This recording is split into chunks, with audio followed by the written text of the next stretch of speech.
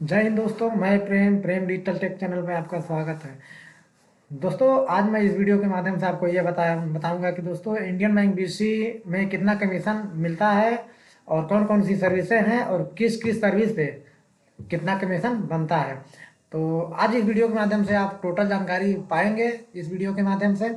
तो वीडियो को थोड़ा सा भी स्किप मत करिएगा, नहीं तो आप थोड़ा सा भी स्किप किया करेंगे तो आप इसके बारे में कुछ जान नहीं पाएंगे। तो दोस्तों, देर न करते हुए आइए आपको लेकर चलते हैं वीडियो की तरफ और बता दें कि कितना कितना कमीशन हर सर्विस पे दिया जाता है। तो दोस्तों, सबसे पहले आपसे करूंगा गुजारिश कि भाई यदि हमारे चैनल पे आप नए हैं तो चैनल को सब्सक्राइब कर लें, जिससे कि जब भी मैं भविष्य में कोई नया वीडियो अपलोड करूं तो आपका उसका नोटिफिकेशन आप तक पहुंच सके। इससे ये होता है सब्सक्राइब करने से दोस्तों कि जब मैं वीडियो अपलोड करता हूं तो उसका नोटिफिकेशन आपके पास पहुंच जाता है और उसको आप देख सकते हैं कि आपके यदि पसंद आता है तो आप देख भी सकते हैं, अन्यथा आप उसे इग्नोर कर सकते हैं, कोई वो नहीं है। लेकिन आप सब्सक्राइब करके रखने से ये होता है कि हर वीडियो हमारा आपके पास पहुंच पहुंच जाता है।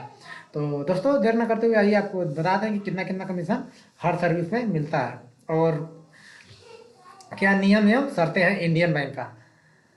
तो आइए यहाँ पे पहले देखिए, बैंक मित्र आयोजन संचालन निश्चित वेतन घटक। तो आउटलेट सक्रिय होने की तारीख से पहले 6 महीनों के दौरान एसबीआई खातों में खुदरा जमा सहित न्यूनतम 250 ग्राहक खाते ₹4 प्रति माह से निश्चित वेतन अनुपात के आधार पर महीने में कम से कम 25 दिन काम करने के प्रत होने में 25 से कम कार्य दिवसों में जुर्माने के रूप में ₹500 प्रति दिन के दर से कटौती की जाएगी। सक्रिय तारीख से पहले लेन देन की तारीख होगी। तो दोस्तों, इसमें कहने का मतलब ये है कि आप जिस दिन से आपका बैंक बीसी सक्रिय हो गए, मतलब आपका बीसी एक्टिव हो गया, उस दिन से आपका यहाँ पे 6 महीने के अंदर आपका 250 खाते हो जाने चाहिए। तो 250 खाते हो जाने चाहिए और तब जाके आपका ₹4000 दिया जाएगा। और भी इसके कुछ नियम है यहाँ पे अनुपात कि 25 दिन आपका लॉगिन, 4000 पाने के लिए आपका 25 दिन लॉगिन होना चाहिए, 30 दिन में 25 दिन का लॉगिन होना चाहिए, जो कि आप 25 दिन कार्य करना होगा, तब आपका ये 4000 मिलेगा। और यहाँ पे लिख दिया, देखिए, दिन में कम करने पे पश्चात 25 दिन से कम कार्य दिवसों में, या अन्यथा आपका जुर्माना भी इसमें लागू होगा। तो यदि 25 दिन से कम आप काम करते हैं, जैसे 24 दिन ही काम करते हैं, अगर एक दिन आपका कम हुआ तो आपके वेतन से ₹500 काट लिए जाएंगे जुर्माने के तौर पे।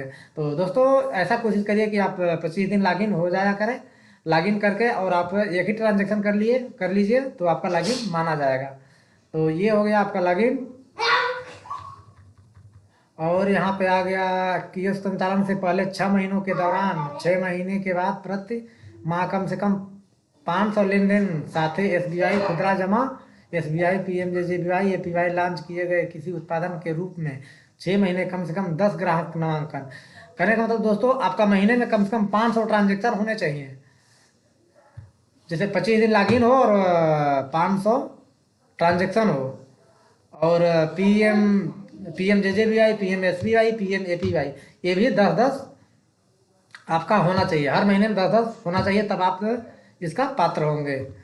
और बैंक द्वारा समय केवल लेन देन के रूप में 4000, तब आपका 4000 ये वेतन दिया जाएगा। और न्यूनतम ₹500, अधिकतम लेन देन से करने वाले बैंक मित्रों को प्रति माह अनुमानित आधार से, वही मतलब यदि आप 500 से नीचे काम करते हैं और या तो अधिक लेन देन करने वाले बैंक मित्रों के अनुपातित आधार पर निर्धारित ₹2000 भुगतान किया जाएगा। यदि 500 से अधिक लेन देन आप करने वाले बैंक मित्रों का 500 से अधिक लेन देन करते हैं तो आपका 2000 अतिरिक्त और दिया जाएगा। तो दोस्तों, इस प्रकार से इसमें कमीशन मिलते हैं, जो कि आपका सैलरी हो गया। अब आते हैं यहाँ नीचे, बैंक मित्रों का प्रोत्साहन सहित कमीशन कितने घटक। यदि अधिक है तो वह 4000 से अनुपातिक घटक के लिए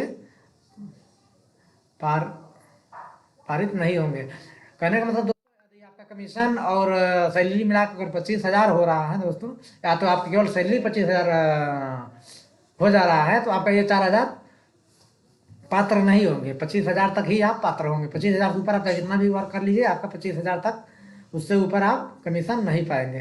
तो ये हो गया आपका सैलरी। अगर 25,000 से ऊपर आप वर्क करते हैं, अगर सैलरी आपकी बनती है, तो आपका ये 4,000 जो फिक्स किया गया सैलरी, ये आपको नहीं दिया जाएगा। ये साफ बता दिया गया है। और बीसी खाता खोलना, बीसी यदि खाता खोलता है उस पर कितना कमीशन मिलता है, और बाकी जो वर्क करता है उस पर कितना कमीशन मिलता है, उस पर चर्चा कर लिया जाए। तो किसी के माध्यम से खोले गए खाते, प्रति एसबी खाते नामांकन के लिए मित्र को 16 रुपये का भुगतान करना होगा। तो दोस्तों, इसमें यदि आप खाता सेविंग अकाउंट खोलते हैं तो आपका प्रति खाते 16 रुपये ही दिया जाएगा। और आरडी एफडी करते हैं, यदि अपने आईडी से आरडी एफडी करते हैं, तो उस पर 8 रुपये अधिकतम आपको दिया जाएगा पर इनरोलमेंट। मतलब एक इनरोलमेंट करते हैं आपको तो 8 रुपया कमीशन आपका बनता है।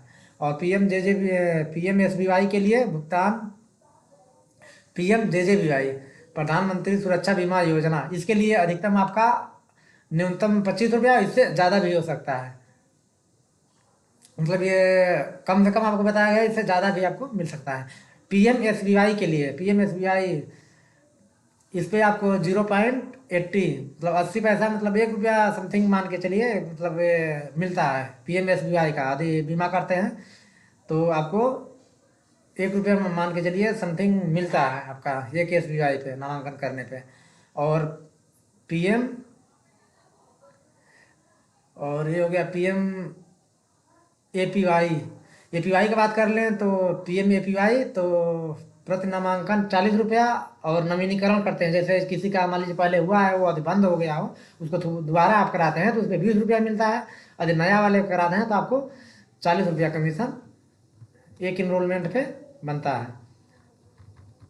और दोस्तों, यहाँ पे सिस्टम पे आधारित पता चलता है कि किसी भी बैंक मित्र का द्वारा खोले गए खाते बंद खाते में कमीशन के लिए पात्र नहीं होंगे। दोस्तों, कहने का मतलब ये है कि आपका यदि खाता बैंक से खुला हो या किसी कहीं भी खुला हो, और वो बंद करा के और अपने द्वारा खाता खोलते हैं अपने CIF से, तो भी आपको कमीशन उसके नहीं बनता है। आपका कोई कमीशन उसमें नहीं बनता है। अपने स्वयं CIF खोले गए RD FD खाते में कमीशन के लिए पात्र नहीं होंगे। ये भी दोस्तों यहाँ दिया है, RD FD यदि अपने CIF में खोले गए खाते से यदि आप डिपॉजिट करते हैं, RD FD करते हैं, तो उस पर भी आपको कमीशन नहीं दिया जाएगा। 50,000 या उससे अधिक जमा के लिए पैन कार्ड या फॉर्म 60 सहित अनुमानित KYC PM निर्देशक की उसके बिंदुओं पर लागू होंगे। यदि 50,000 से ऊपर यदि आप जमा करते हैं तो उस पर आपका 60 फॉर्म भरना पड़ेगा, या तो पैन कार्ड होना चाहिए। अब आ चाहते हैं APS नगद जमा अलावा नगद जमा, मतलब जमा एवं निकासी पे बात कर लिया जाए दोस्तों, उस पर हम लोग का कितना कमीशन, मेन पॉइंट तो यही होता है हम लोग का, जो कि लेन देन पे कितना कमीशन बन जाता है। तो लेन देन की राशि का 0.32%, मतलब 32 पैसा का कमीशन बनता है। इसमें परसेंटेज दे दिया है दोस्तों कि आपका मतलब 0.30%। और ये भी इसमें लिमिट भी लगा कर रखा है कि आपका ये जो 0.32% है, ये कहाँ तक मिलेगा। जैसे आप मान लीजिए अगर एक दिन में आप 1 लाख ट्रांजेक्शन करते हैं, तो आप 12 दिन में 12 लाख पूरा कर गए, तो 12 दिन तक आपका 0.32% मतलब दिया जाएगा कमीशन। तो यहाँ पे लिख दिया, 12,50,000 रुपये से अधिक के लेन देन पे, रुपये से कम लेन देन की राशि पर 0.16 पैसा यहाँ पे दिया जाएगा। यहाँ पर ये जो 0.32% है, ये आपको 12 लाख तक दिया जाएगा, और 12 लाख से ऊपर करते हैं तो आपका 16 पैसा दिया जाएगा, 0.16 पैसा। तो दोस्तों, इस प्रकार से यहाँ सीधे आधा हो जाता है। 12 लाख से ऊपर जब आप पहुँचेंगे ट्रांजेक्शन, तो यहाँ पे आपका सीधे उसका आधा कर दिया जाता है। तो यही थोड़ा यदि पैसा यहाँ कम नहीं करता तो आपका कमीशन अच्छी खासी इसमें बन जाती है। लेकिन यहीं पे जो है कि 12.5 लाख के ऊपर जब आप काम करते हैं ट्रांजेक्शन, ऐसा नहीं है कोई बैंक मित्र जो कि 12.5 लाख से कम ट्रांजेक्शन करे, हर कोई का हो ही जाता है। अगर 1 लाख के हिसाब से माना जाए तो आपका ट्रांजेक्शन महीने का 30 लाख हो ही जाता है, अगर कम से कम की बात किया जाए तो। दोस्तों, इस प्रकार से आपका मतलब कमीशन जो कि 12.5 लाख का है, तो वहाँ तक 0.32% बनता है। और 12.5 उसके ऊपर का जो है आपका ट्रांजेक्शन, उस पर 16% दिया जाएगा, 0.16%। और 50 लाख से ऊपर का रुपए का ऊपर अधिक ट्रांजेक्शन करते हैं तो उसका भी आधा कर दिया जाएगा 0.08%। मतलब 0.08% का कमीशन दिया जाएगा 50 लाख से ऊपर का ट्रांजेक्शन करते हैं तो दोस्तों इस प्रकार से आपका कमीशन सीधे आधा होता चला जाता है। इसीलिए इसमें काम करने पे ज़्यादा कमीशन नहीं बन पाता है और ज़्यादा ट्रांजेक्शन करने पे भी कोई मतलब नहीं बनता है। तो दोस्तों और नीचे इसमें जो दिया है कुछ अनुमानित जमा इंटेग्रा सीमा 10,000 और 10,000 आप जमा कर पाएंगे डेली। एक अकाउंट सेविंग अकाउंट में आप 10,000 जमा कर 10,000 निकासी कर पाएंगे और 20,000 जमा कर पाएंगे एक खाते में। ये जो कि यही तय किया गया है और इस प्रकार से आप जमा कर पाएंगे। और एक चीज़ और बता दें, यदि कस्टमर के अकाउंट में यदि आधार लगा हुआ है तो आधार से भी 20,000 जमा कर पाएंगे और अकाउंट से तब 40,000 आप जमा कर पाएंगे। लेकिन निकासित केवल आप 10,000 ही कर पाएंगे। तो दोस्तों ये भी क्लियर हो ही गया कि आप कितना ट्रांजेक्शन दिन भर में कर पाएंगे। और यहाँ पे देखिए प्रति लेन देन टिकट आधार सीमा 10,000 अधिकतम प्रति लेन देन। मतलब आप 10,000 निकासी कर पाएंगे और राशि की 0.32 न्यूनतम 80 अधिकतम प्रति लेन देन 8 रुपया। और इसी के नीचे आ जाते हैं दोस्तों। अब नगद वो आपका जमा का था और यहाँ पे अब नगद निकासी सेम निकासी का भी दोस्तों यहाँ पे आप देख सकते हैं कि सेम वही कमीशन है नकदी निकासी हमारे। और यहाँ पे देख सकते हैं दोस्तों 12.5 लाख तक का कमीशन लेन देन की राशि पर 0.32 जो ऊपर बताया था दोस्तों सेम वही कमीशन यहाँ पे भी बनता है। 12.5 लाख तक आपका 0.32% और 12,50,000 के अधिक लेन देन से मतलब 50 लाख तक करते हैं तो 0.16% मतलब 0.16% आपका सीधे उसका आधा यहाँ पे कर देता है। और 50 लाख से अधिक ऊपर करते हैं 50 लाख से 51 लाख 52 लाख अगर करते हैं 100 लाख तक करते हैं आपका तो 0.08% यहाँ पे सीधे आधा कर देता है दोस्तों। तो इस प्रकार से आपका कमीशन ज़्यादा नहीं बन पाता है। और यहीं पे बात कर लिएगा दोस्तों एक चीज़ और एक चीज़ दोस्तों और इसमें जो दिया है ऋण खातों में जमा आदि ऋण खातों में जमा आदि करते हैं तो उसमें भी 0.32% का आपका कमीशन बनता है। और पहाड़ी क्षेत्र में यदि लेन देन करते हैं उसमें जमा करते हैं तो ऋण खाते में जमा करते हैं तो 0.48% बनता है। तो दोस्तों इस प्रकार से यहाँ पे कमीशन ये भी दर्शा दिया गया है। लेकिन और यहाँ पे आ जाते हैं कुछ कमीशन बनता है आपका जो कि आपके द्वारा खाते खोले गए उसमें आज यदि मेंटेन कराते हैं तो उसमें भी आपका कुछ कमीशन बन ही जाता है। तो दोस्तों यदि आप खाता मेंटेन करा के रखते हैं तो उसमें भी कस्टमर का कमीशन बन जाता है उस पर भी। तो दोस्तों यहाँ पे वही चीज़ दिया है कि यदि आप 10 लाख रुपए से 25 लाख रुपए तक के बराबर में तो 0.15% बन जाता है। 25 लाख से के बराबर 50 लाख तक तो 4,000 बन जाते हैं। और 50 लाख से 100 लाख तक 5,000 रुपये। इस प्रकार दोस्तों काफ़ी इसमें दिया हुआ है आप देख सकते हैं। और इसका मैं जो एक PDF में मैं दे दूँगा इसका PDF में मैं दे दूँगा जो कि आप इसका देख पाएंगे और आप डाउनलोड करके आप खुद देख लीजिएगा। बाकी यहाँ पे अधिकतम जो दिया गया 8 लाख रुपए तक यदि आप जो ये खोले गए अकाउंट में यदि कस्टमर आपका बैलेंस रखता है तो आपका 35,000 तक रुपये का कमीशन आपका बन जाता है। तो दोस्तों ये सबसे बढ़िया चीज़ है जो कि आपके कस्टमर यदि खाता खोले हैं ज़्यादा से ज़्यादा तो आपके कस्टमर मेंटेन बैलेंस करके रखते हैं ज़्यादा से ज़्यादा अकाउंट में बैलेंस रखते हैं तो आपका कमीशन अच्छा खासा बन जाएगा। ज़्यादा आप ट्रांजेक्शन नहीं करेंगे तभी आपका कमीशन अच्छी खासी बन जाएगी। अब यहाँ आ जाता है मूल राशि के 50% और 100% के बीच मूलभूत वसूली योग्य मूल्य वाले मामले। यदि आप नकदी वसूली कराते हैं जैसे आपका KCC हो गया और भी कोई लोन अगर बैंक से है वो आप वसूली कराते हैं तो 0.4% का आपका कमीशन बन जाता है। तो ये नकदी वसूली पे दोस्तों यदि आप नकद वसूली कराकर बैंक में जमा कराते हैं तो उस पर कमीशन तो ये इस प्रकार से यहाँ भी कमीशन दिया है।